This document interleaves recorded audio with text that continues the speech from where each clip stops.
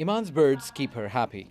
The 20-year-old Yazidi survivor went through a harrowing ordeal when she was abducted by ISIL fighters and bought and sold multiple times before her release. I have witnessed it all, the violence, the beatings, the rape, and all kinds of embarrassment. Death was better than all these kinds of suffering.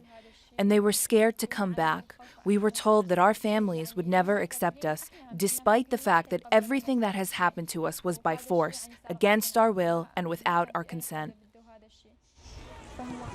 Many of the girls say their community has refused to accept their children born as a result of rape by ISIL fighters. We spoke to multiple women and girls who wouldn't speak on camera about how they had to leave their children. ASIMAH says it was very hard. I had to choose between my child from ISIL or return to my family and community. After thinking, I decided to abandon my child. It was a very difficult decision. SUZAN SAFAR runs a program to rehabilitate these women and some of the children who returned. Honestly, these women hardly have any choice. They only have difficult decisions to make. They can't just decide if they bring their children here. It is hard to deal with the consequences. For any mother to bring her children here and try to raise them in a close community, this would have been even much more difficult. Hundreds of children have been born to women abused by ISIL fighters. In addition to social pressure, Yazidis can only carry their religion if both parents are Yazidis. And according to Iraqi law, if the father is a Muslim, then the child carries the same religion. The plight of the children doesn't end there. Many of those who have returned are struggling to reintegrate.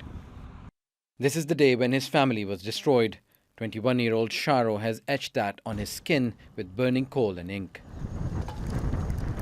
In contrast to the howling wind outside their tent, there is complete silence inside. Yazidi brother and sister Amir and Amira don't talk much. The children were abducted along with their parents by ISIL in 2014. We tried to ask her to talk.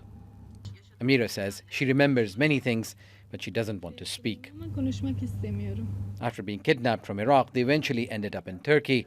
Just last year, they were reunited with their older brother and sister. Now they cannot speak their mother tongue and unable to join school in northern Iraq. The only way for SHARO to communicate with them is through a translation app. He struggles to provide for them because he has no work and no prospects. We wish we can leave the country and migrate. My sister Amira wants to go to school.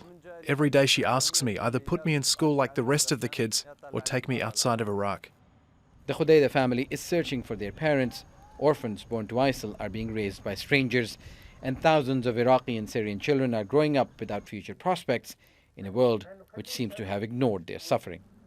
Osama bin Javaid, Al Jazeera, The Hook, Northern Iraq.